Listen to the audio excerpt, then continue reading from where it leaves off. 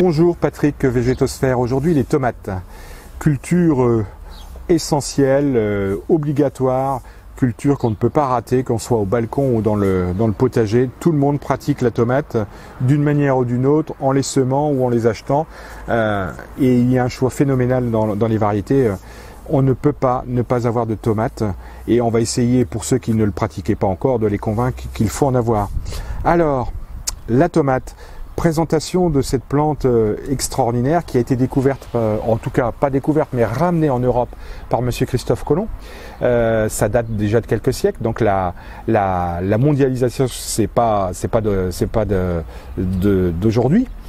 Il nous a ramené aussi dans la même famille des solanés, les pommes de terre. Nous avons dans cette famille aussi les aubergines. Nous avons aussi les trompettes du jugement, les fameux datura. Ça se consomme surtout pas, mais ça fait partie de cette famille des solanés. En latin, c'est Lycospermum, donc origine Amérique centrale, Amérique du Sud.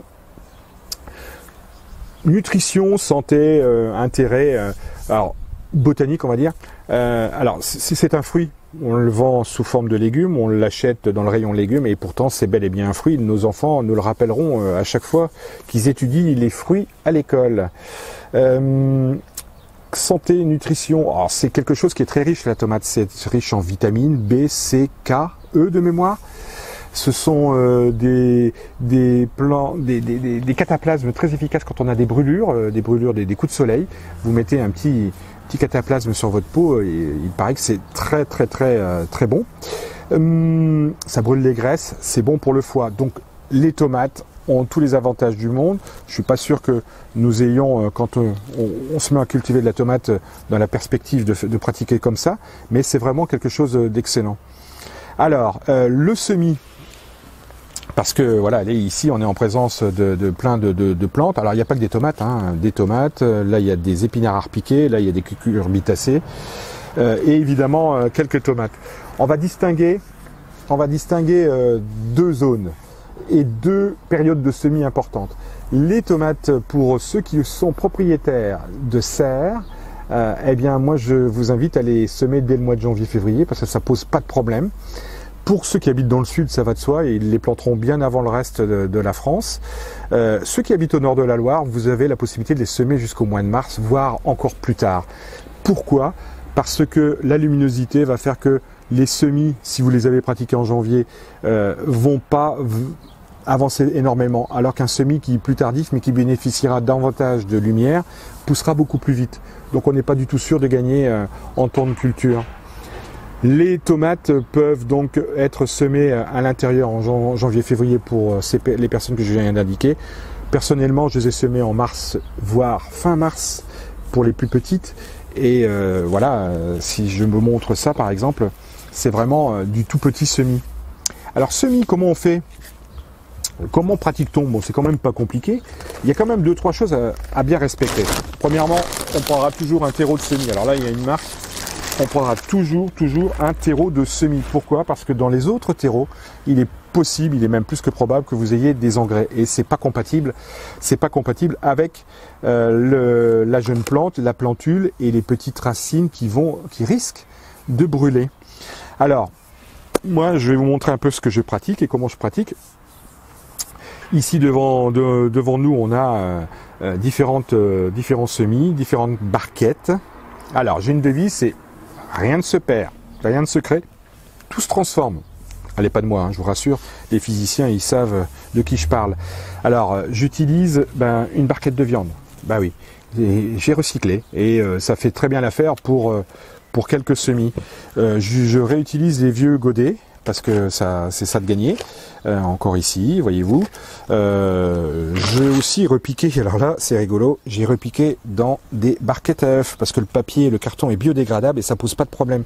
J'ai semé, alors là en l'occurrence c'est plus des tomates, je me suis aperçu que j'avais oublié de semer quelques cucurbitacées, donc il me fallait une courgette Black Lady, je l'ai semé là-dedans.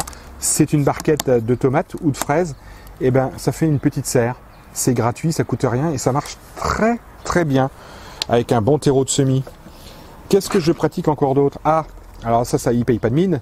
J'ai découvert il y a peu de temps la possibilité d'utiliser les rouleaux de papier toilette. J'avais pris l'habitude de les mettre au compost parce que le papier sans encre est particulièrement bon pour un compost. C'est de la cellulose et là en l'occurrence, je sais plus où j'ai pu voir ça, mais on proposait de couper le rouleau en deux proprement, de lui mettre un bon petit terreau de semi-repiquage et de repiquer vos tomates dedans. C'est tout simplement génial et là on est en plein dans la réutilisation, la reconversion de plein d'articles.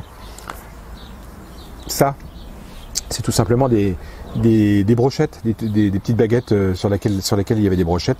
Je les utilise pour pouvoir redresser mes petits plants qui ont parfois une tendance à se coucher avec les aléas climatiques, le petit vent, etc. Alors, on en a fini avec les semis. Qu'est-ce que je peux encore vous dire? Quand vous achetez vos graines, en général, il y en a toujours 100 fois de trop. Ou alors, vous avez des jardins énormes, ce qui est de plus en plus rare de nos jours. Semez 4, 5, 6 graines de chaque variété parce qu'on a envie de mettre plein de variétés et on est piégé parce que on se retrouve avec 10, 15 sachets ou pour les gros consommateurs, on va dire, mais il y en a quand même de trop. Ou alors, on partage avec ses voisins, avec ses amis. Ça, c'est la première solution.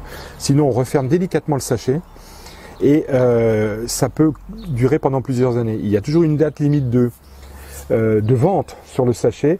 Personnellement, sachez que cette année, j'ai retrouvé des sachets qui étaient de 2008, 2009, donc largement dépassés au niveau des dates et j'ai eu 30 à 40% de levée. C'est vraiment pas un souci, ne jetez pas vos graines, évidemment on vous garantit pas 100% de levée, mais il y a un pouvoir germinatif qui est altéré mais qui est encore là, et n'oubliez pas on a retrouvé du blé dans les pyramides, donc c'est possible de garder ces semences très longtemps, bien au-delà de la date de validité du sachet, retenez ceci. Voilà pour ce qui est des semis. Les repiquages en général se font 5-6 jours après la levée. Hein. On le fait, allez, je vais essayer de trouver un exemple. On le fait quand on est au stade cotylédonaire, c'est-à-dire quand on a 2 folioles comme ça, à peine formées, on peut les repiquer et la reprise se fait vraiment sans stress, assez rapidement, vraiment. Hein, c'est pas un souci. Nous allons arriver progressivement à une période pour ceux qui les ont semés à l'intérieur, parce qu'il faut quand même les semer à l'intérieur pour gagner un peu en précocité. Un truc à retenir, ça c'est un truc vraiment, vous les semez, vous les repiquez et vous allez avoir envie de les sortir au mois d'avril parce qu'il y a une belle journée. J'imagine que vous ne les sortirez jamais quand il fait froid, parce que ça, c'est sûr et certain, vous n'allez pas vous planter de ce côté-là.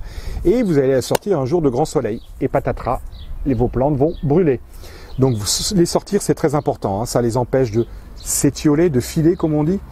Hein. Ça va leur permettre de durcir, mais si vous devez les sortir et qu'il fait 25-27 degrés, ne les mettez pas en plein soleil. Préférez des journées couvertes, préférez des journées pluvieuses où les températures sont pas froides évidemment, mais jamais en plein soleil. Et puis s'il fait plein soleil, mettez-les à l'ombre. Vous les surveillez pendant 24 heures, 48 heures, vous les rentrez le soir, vous jouez à ça pendant quelques jours et ensuite on les laisse dehors.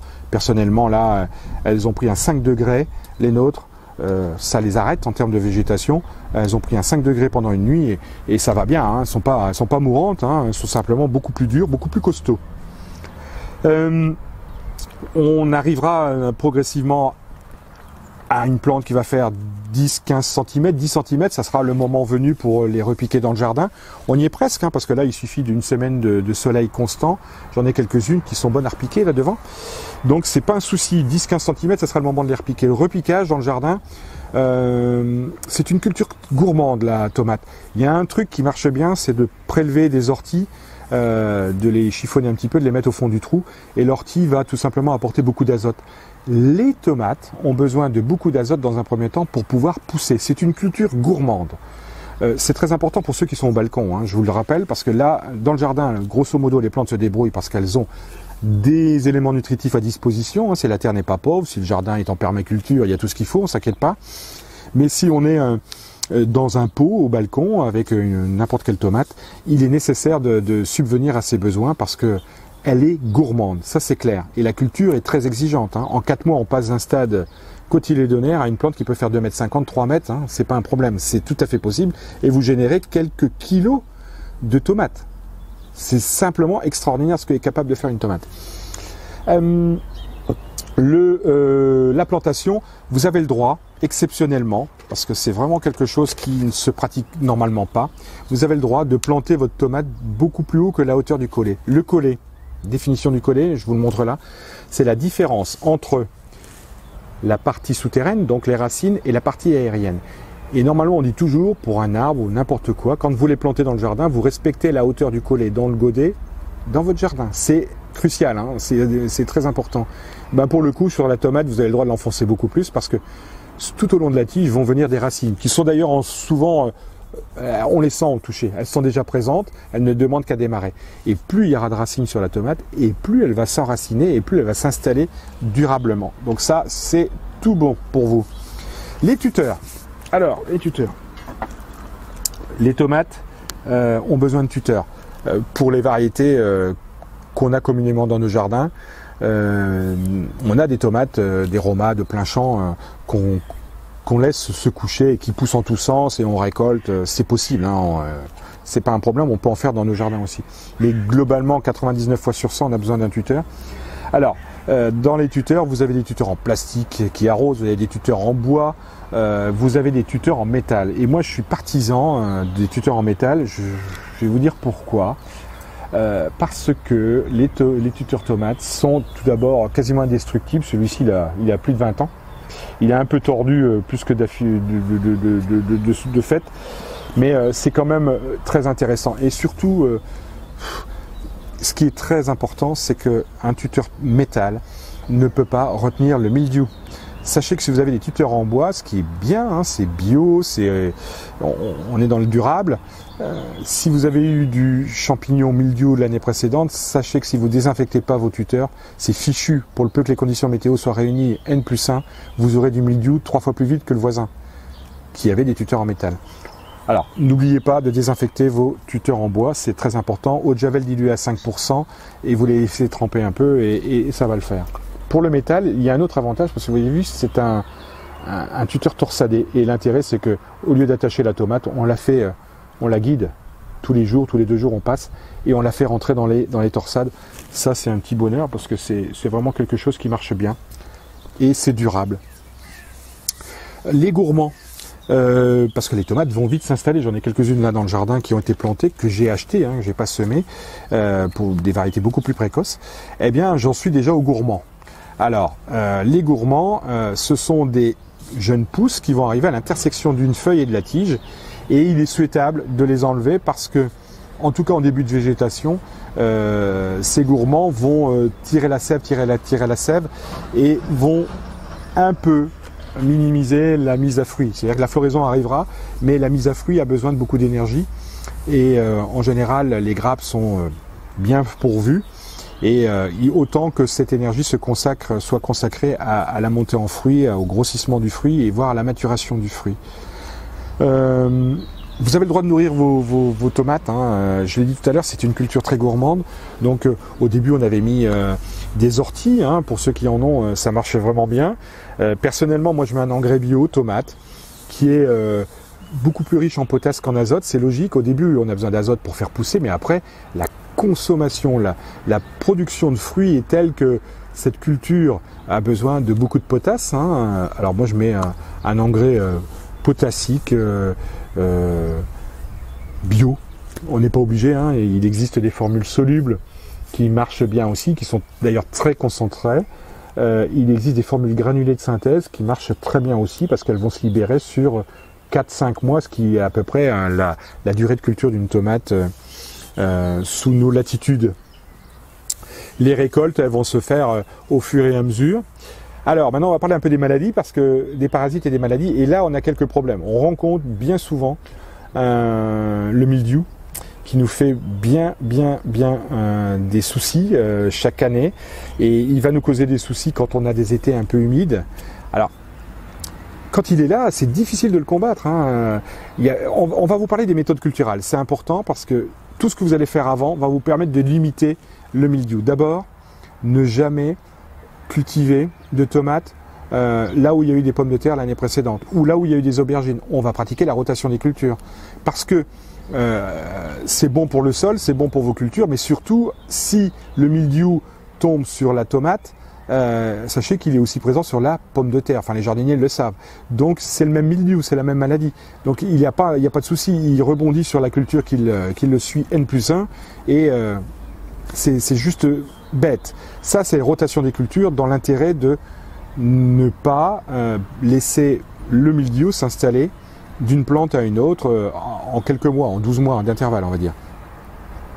Qu'est-ce qu'on peut faire d'autre? Il y a, pour prévenir le mildiou, je dirais, le Mega Green. Alors ça, on en parlera ultérieurement, mais le Mega Green est un produit 100% naturel qui, quand il est pulvérisé, j'ai bien dit 100% naturel, hein, quand il est pulvérisé, a une fonction de blocage sur les spores de champignons. Donc ça, c'est quelque chose qui est très intéressant. Mega Green, on en fera une petite vidéo prochainement. Voilà pour les principes de traitement. Évidemment, ça ne serait pas complet si je ne parlais pas de la bouillie bordelaise.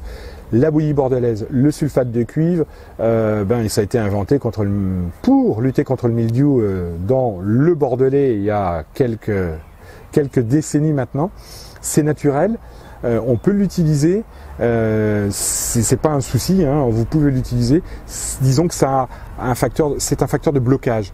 C'est pas ça qui va faire partir votre mildiou. Je rappelle, le mildiou, c'est une conjecture d'événements. Vous n'avez pas désinfecté vos tuteurs, vous avez peut-être commis l'erreur d'arroser sur le feuillage. Ça, c'est important d'éviter, ne jamais arroser sur le feuillage. Et ensuite, ce sont souvent des chutes de température dans le jardin, enfin dans l'été, qui vont faire avec des pluies qui vont être en accord avec cette chute de température, qui vont développer ce mildiou. Donc si l'été est sec, il y a peu de chances que vous ayez du mildiou, à moins d'arroser comme un fou et d'arroser notamment le feuillage.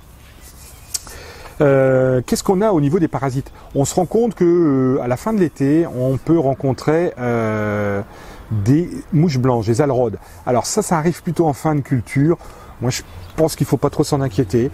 On est au moins au mois d'août et c'est vraiment quelque chose qui est sur la fin. Il y a un phénomène qu'on commence à constater aux États-Unis, en Suisse on l'a constaté, ce sont des petites bébêtes. Oh, c'est pas des petites bébêtes, c'est ce qu'on appelait les punaises. La punaise verte ou la punaise du diable, celle qui est plutôt marron. Vous savez, cet insecte qui sent très mauvais quand vous l'écrasez. Eh bien, il y a tout lieu de penser que cette bestiole, pas sympathique, hein, malheureusement, c'est comme ça, elle pique les fruits et elle les abîme de manière importante. Et moi, je l'ai constaté l'été dernier. J'avais de très beaux fruits et je voyais ces petites bestioles que je connais, hein, mais je n'imaginais pas qu'elles étaient capables d'attaquer des cultures. Et voilà, c'est constaté. On a aux États-Unis le constat suivant. Elle est déterminée comme parasite des cultures. Et en Suisse, on a des avertissements qui sont clairs par rapport à ce nouvel envahisseur. En fait, voilà, il est là, mais il cause bien des soucis. Et pour être complet en matière de maladies, vous l'avez peut-être entendu, mais on a aujourd'hui un parasite. Non, c'est pas un parasite. On a un virus. Tristement d'actualité. On a un virus qui attaque aujourd'hui les tomates en production. Et il a été constaté en 2019 en Allemagne et il a été relevé, si je ne m'abuse, en janvier-février dans des cultures forcées de tomates en Bretagne. Donc pour l'instant, ce virus, on le surveille. On l'a sous le pied, les spécialistes le surveillent. Nous aurons certainement plus d'informations à la fin de cet été 2020, en espérant qu'il ne soit pas sorti dans la nature. Pour l'instant, il est confiné, en dirons-nous, à des serres de production. Alors, on en a fini avec les quelques problèmes sanitaires qu'on pouvait rencontrer avec la tomate. Ah si, j'ai oublié quelque chose. La tomate, on constate aussi le phénomène du cul noir. Le cul noir, effectivement, c'est la base du fruit qui est tout noir et qui noircit véritablement. C'est pas un champignon. N'essayez pas d'y mettre un produit de traitement, en tout cas un produit phytosanitaire. On est là en présence d'une carence, mais claire, nette et précise, en calcium. Donc ça s'appelle le cul noir. Et tout à l'heure, je vous ai parlé du Mega Green qui avait des vertus de blocage sur le champignon du mildiou. Eh bien, figurez-vous qu'on va réutiliser le Mega Green qui a une fonction très intéressante parce que ce n'est que du calcium. Maintenant, nous allons parler un peu des variétés. Et là, rappelez-vous, tout à l'heure, j'avais dit, il existe, quand un rayon est bien géré, une cinquantaine de variétés de tomates. Quand vous allez chez l'horticulteur, pour choisir vos plants, vous aurez 30 à 50 variétés au bas mot. En jardinerie, le choix est un peu plus réduit parce que c'est de l'achat-revente. Donc, en général, il y a 10-15 variétés qui arrivent à peu près en même temps dans les tablettes, dans les jardineries. Mais bon, il y a tout le choix possible et inimaginable. Les variétés. Il faut savoir que les tomates, depuis que Christophe Colomb nous les a ramenées, elles ont migré partout en Europe, partout sur la planète. On a même des tomates qui poussent en Pologne, en Russie, la noire de Crimée, la noire de Russie, c'est bel et bien des tomates qui nous viennent de là-bas. Et donc ça veut dire qu'on les a croisées, qu'on a fixé des caractères et qu'on a des variétés qui sont soit plus précoces ou beaucoup plus rustiques, beaucoup plus dures et résistantes au froid. Donc on a une foultitude de variétés. Je pense qu'il y a un catalogue bien connu dans la VPC, dans la vente par correspondance, où je me suis arrêté de compter à 150 variétés. Elles peuvent être bio, pas bio, peu importe. Les variétés, c'est quelque chose d'assez exceptionnel. Moi, je vais peut-être vous parler, plutôt que de vous les énumérer, ce qui m'est totalement impossible, je vais vous parler de mes coups de cœur. Je pense que pour ceux qui sont au balcon, dans le jardin, ça pose pas de souci, mais pour ceux qui sont au balcon, le choix va forcément être plus réduit. Honnêtement, une tomate cerise, une tomate apéritif, une tomate trilly ou une sungela au balcon, c'est particulièrement sympathique parce que ça produira quand même pas mal. Vous pourrez faire des apéros et ça c'est hyper sympa. Et puis les enfants vont se faire avoir un plaisir à aller cueillir les tomates et puis les semer, les repiquer, etc. Enfin, il y a tout un cheminement au balcon, en terrasse, qui va faire que les tomates apéritifs sont quand même beaucoup plus appropriées. Ça ne vous empêche pas d'en mettre dans le jardin. Moi, je mets beaucoup de sungela et beaucoup de trilly. Elle est croquante, elle a une peau un peu dure, mais alors, derrière, on a quelque chose d'extrêmement savoureux. Ça, c'est pour les tomates apéritifs, les petites tomates cerises. J'ai une préférence ensuite pour les très grosses tomates. J'adore les super steaks et les buffalo steaks, qui sont des énormes tomates, beaucoup de chair, peu de graines, peu d'eau, et ce sont des tomates qu'on pourrait farcir, mais honnêtement, découpées en tranches avec du sel, du poivre, c'est un bonheur. Un filet d'huile d'olive, c'est un bonheur.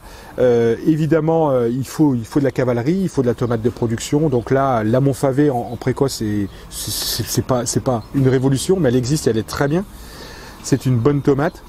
J'aime bien la tomate ananas qui a une saveur très douce. J'aime bien la green zebra et j'aime bien aussi, et je vous parlerai bien volontiers, de la tomate andine cornue. C'est une tomate, là encore, qui a beaucoup de chair, qui est très douce. C'est une tomate ancienne. Donc vous avez votre choix, faites-le bien. Si vous pratiquez le semis, partagez vos semences avec vos voisins, partagez vos plants, ça sera un bonheur de pouvoir utiliser tout ça. Pour la culture de la tomate, je pense... j'allais oublier une chose très importante. Et on ne peut pas ne pas parler des tomates greffées. Alors, la tomate greffée, c'est quelque chose qui est très intéressant parce que on utilise une tomate un peu comme le rosier. On utilise une tomate sauvage, en tout cas quelque chose de très rustique, sur laquelle on va venir greffer les variétés que les producteurs ont décidé de greffer, parce qu'on peut tout greffer sur un porte-greffe. L'avantage numéro 1, c'est la résistance aux maladies. La vigueur, c'est sûr, ça on pourrait le dire pour le rosier, mais là c'est la résistance aux maladies. On a vraiment des résistances accrues contre le mildiou. C'est pas une raison pour l'exposer au mildiou et faire le test, parce qu'elle finira par tomber malade. Mais il faut vraiment qu'on se soit sûr de ça, et c'est le cas. Sachez quand même que la tomate greffée, ça existe aussi pour les courges, on en parlera aussi une autre fois, aussi pour les aubergines. Mais le plant greffé, gros défaut du plant greffé, c'est qu'il va coûter 5, 6, 7, 8 euros parfois. C'est pas donné.